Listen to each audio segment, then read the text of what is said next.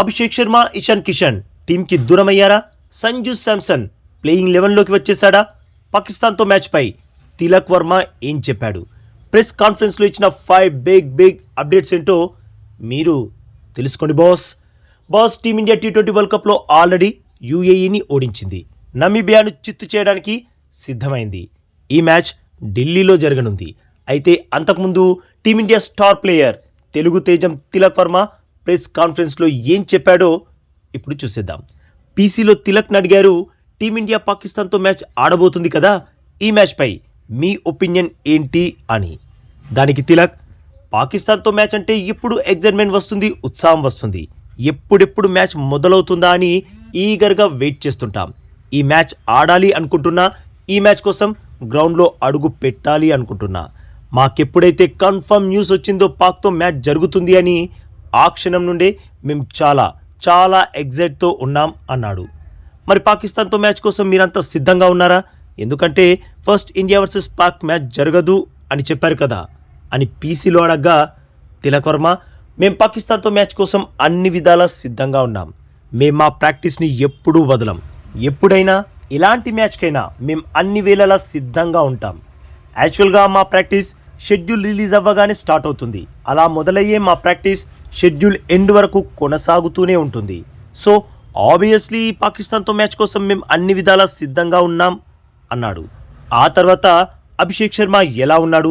Stomach infection అయింది కదా, కోలుకుంటున్నాడా లేదంటే హాస్పిటల్లోనే ఉన్నాడా అని అడిగారు. దానికి తిలక్, చూడండి, అభిషేక్ ఆల్రెడీ హాస్పిటల్ నుండి డిశ్చార్జ్ అయిపోయాడు. మ్యాచ్కి ముందు ఫిట్నెస్ సాధిస్తేనే గ్రౌండ్లో అడుగు పెడతాడు, లేదంటే లేదు అని క్లియర్గా చెప్పేశాడు. ఒకవేళ అభిషేక్ పూర్తిగా కోలుకోకపోతే తన స్థానంలో సంజు శాంసన్ ఆడే అవకాశం దక్కుతుంది. మరి ఈ అవకాశాన్నైనా సంజు ఉపయోగించుకుంటాడో లేదో చూడాలి. ఇషాన్ కిషన్ అయితే బాగానే ఉన్నాడు అని చెప్పాడు తిలక్. ఇక ఆ తర్వాత, మరి ఈరోజు మ్యాచ్ నమీబియా టీంతో కదా, ఎలా ఆడాలి అనుకుంటున్నారు? ఎందుకంటే యూఎస్ఏతో మ్యాచ్లో ఓవర్ కాన్ఫిడెంట్గా వెళ్ళారు కదా అని అడిగారు. అందుకు తిలక్, మేము ఎప్పుడూ ఓవర్ కాన్ఫిడెంట్గా ఉండం. ఏ టీంని కూడా తక్కువగా అంచనా వేయం. యూఎస్ఏతో మ్యాచ్లో మేము కండిషన్స్ని సరిగా అర్థం చేసుకోలేకపోయాం. మేం ఇంకొంచెం మెరుగ్గా ఆడాల్సింది. అలా అని మేము యూఎస్ఏనైతే లైట్గా తీసుకోలేదు. యూఎస్ఏ అనే కాదు, టీమిండియా ఏ టీంని కూడా చులకన చేసి చూడదు అని అన్నాడు. ఆ తర్వాత టీమిండియా ఏస్ బౌలర్ జస్ప్రీత్ బుమ్రా ఆరోగ్యంపై ప్రశ్నలు అడిగారు. బుమ్రా ఆరోగ్యం ఇప్పుడు బాగానే ఉంది, తను పూర్తి ఫిట్నెస్ సాధించాడు, మ్యాచ్ ఆడడానికి ఉవ్విల్లూరుతున్నాడు అని చెప్పాడు Tilak. But in my personal opinion boss, నమీబియాతో మ్యాచ్లో కూడా బుమ్రా కనిపించకపోవచ్చు. బుమ్రాకి రెస్ట్ ఇచ్చే అవకాశాలే ఎక్కువగా ఉన్నాయి. ఇక ఆ తర్వాత T20 వరల్డ్ కప్లో ఆడడం ఎలా అనిపిస్తుంది అని అడిగారు. ఎందుకంటే వరల్డ్ కప్కి ముందు తిలక్ ఇంజురీకి గురయ్యాడు. తను అసలు వరల్డ్ కప్ ఆడతాడా లేదా అన్న అనుమానాలు రేకెత్తాయి.